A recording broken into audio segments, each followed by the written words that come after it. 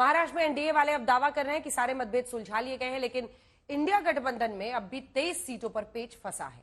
कांग्रेस उद्धव गुट की शिवसेना, शरद पवार की एनसीपी के बीच 85-85-85 का फॉर्मूला तय हुआ। 10 सीटें उन्होंने सहयोगियों को दी है, जिसमें बताया जा रहा है समाजवादी पार्टी, आम आदमी पार्टी, वाम दल हो सकते हैं। अब 228 में से बची 23 सीटों पर इंडिया गठबंधन सीट डबल जारी है। हालांकि ये कहना महाविकास अघाड़ी के नेताओं का कि अब सिर्फ 18 सीटों पर ही मामला तय होना है। कुल 288 सीटें हैं और ऐसे में 288 सीटों में से 23 सीटों पर अगर अभी भी सिर्फ डबल है तो ये बड़ी मुश्किल है, क्योंकि 29 ही नामांकन का आखिरी तारीख है। शिवसेना कह रही है कि वो सीट शेयरिंग में सीटों की सेंचुरी लगाएगी, तो शतक लगाने का दावा कांग्रेस की तरफ से भी है। अब कौन बाजी मारेगा, मोल भाव में कौन आगे निकलेगा, ये आगे साफ हो जाएगा। लेकिन इस बीच उद्धव ठाकरे के बेटे ने, आदित्य ठाकरे ने शक्ति प्रदर्शन के साथ मुंबई की वर्ली सीट से आज नामांकन भरा, रोड शो किया। इस चुनाव में बाल ठाकरे की तीसरी पीढ़ी के 2 चेहरे चुनावी मैदान में हैं। उद्धव के बेटे आदित्य ठाकरे, राज ठाकरे के बेटे अमित ठाकरे। ये रिपोर्ट।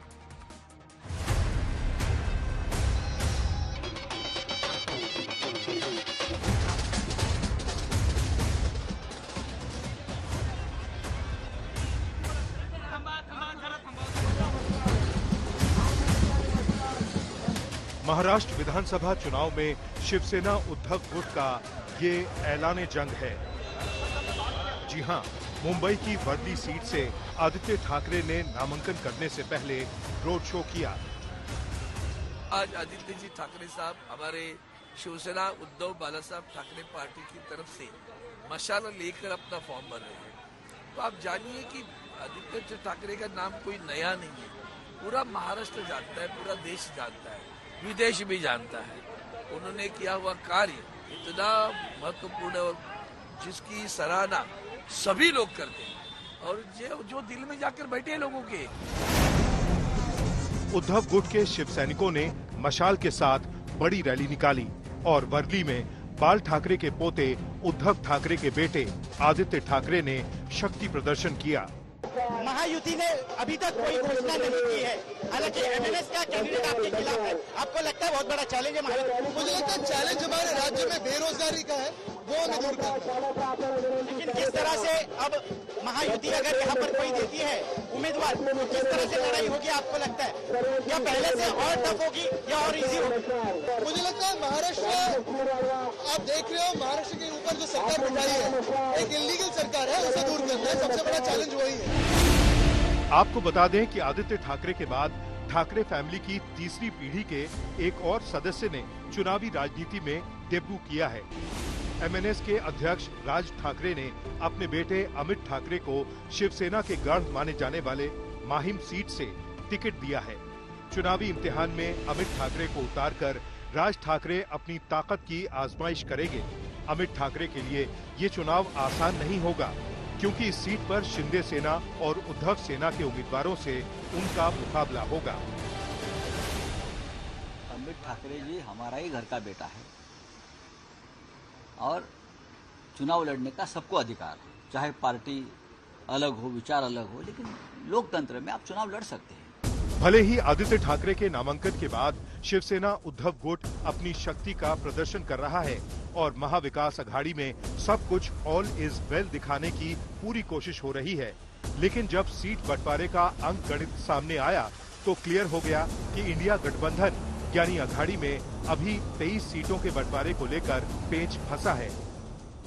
आज हमने एक निश्चित किया कि 85 270 का एक मत हमने किया है सीट के ऊपर। महाविकास अघाड़ी में कांग्रेस उद्धव गुट और शरद गुट में 85-85-85 का फॉर्मूला बन गया है। 10 सीटें तीनों ने अपने सहयोगियों के लिए छोड़ी हैं। अब बची 23 सीटें, इन पर अब भी रार बरकरार है। अब बची 23 सीटों में से कितनी सीटें किसके खाते में जाएंगी, इस पर सस्पेंस तगड़ा बना हुआ है, क्योंकि महाराष्ट्र विधानसभा चुनाव में कांग्रेस भी 100 से ज्यादा सीटों पर लड़ना चाहती है और उद्धव गुट की शिवसेना भी चुनावी मैदान में सीटों का शतक लगाना चाहती है। देखो, सेंचुरी के नजदीक हम आए हैं, अब 2-4 सिक्सर मार देंगे, सेंचुरी हो जाएगी ना। 85 तक पहुंच गए ना, और अभी तक खेल रुका नहीं है, मैच खत्म नहीं हुए और एक दिन है मैच का, तो जो बचे हुए रन्स है वो निकाल देंगे हम। अभी 85 कल किया हमने, और अब आज शाम तक, नहीं तो कल हमारा सीट डिक्लेरेशन हो जाएगा। आपको बता दें कि महाविकास अघाड़ी की तरफ से उद्धव गुट ने 65 उम्मीदवारों की पहली लिस्ट जारी की है। इंडिया गठबंधन में सीट फुटअव्वल कहां और क्यों मची है, वो आपको दिखाते हैं। इंडिया गठबंधन में 11 सीटों को लेकर तगड़ा पेच फंसा हुआ है। इनमें भिवंडी पश्चिम, वर्सोवा, कोलाबा, भायखला, नागपुर दक्षिण, चंद्रपुर, वरोरा, दरियापुर, एरंडोल, वणी, चंद्रपुर सीट शामिल हैं। जबकि कांग्रेस की 3 सीटों पर शिवसेना यूबीटी ने अपने उम्मीदवार घोषित कर दिए हैं। ये सीट हैं रामटेक, बांद्रा ईस्ट और नासिक पश्चिम। इसके अलावा शरद गुट की एनसीपी के दावे वाली 3 सीटों पर उद्धव की शिवसेना ने अपने प्रत्याशियों का ऐलान कर दिया है, जिनमें परभणी, परांडा, गेवराई सीट शामिल है। शेतकारी कामगार पार्टी के पक्ष वाली एक सीट सांगोला पर उद्धव की शिवसेना ने अपने उम्मीदवार का ऐलान किया है। हालांकि इंडिया गठबंधन वाले दावा कर रहे हैं कि ये पेच भी कल तक सुलझा लिया जाएगा, क्योंकि महाराष्ट्र में चुनावी तापमान जोर पकड़ रहा है। नामांकन दाखिल करने का आखिरी दिन करीब आ रहा है। ऐसे में दोनों ही गुट एकजुटता और जीत का दम भर रहे हैं। ऋत्विक भालेकर के साथ मुस्तफा शेख, मुंबई, आज तक। ऋत्विक भालेकर हमारे सहयोगी से खबर पर हमारे साथ सीधा जुड़ रहे हैं। ऋत्विक, अगर हम संजय राउत की बात को माने तो वो कह रहे हैं कि सेंचुरी तो बना ही लेंगे। अब देखिए 288 में अगर आपने 10 सीटें दूसरों के लिए रखी है, सेंचुरी तो 2 ही बना सकते हैं। ऐसे में क्या शिवसेना वाकई 100 से ज्यादा सीटों पर लड़ने की वो रख रही है? और दूसरी वो कौन सी पार्टी होगी जो सेंचुरी मार सकती है?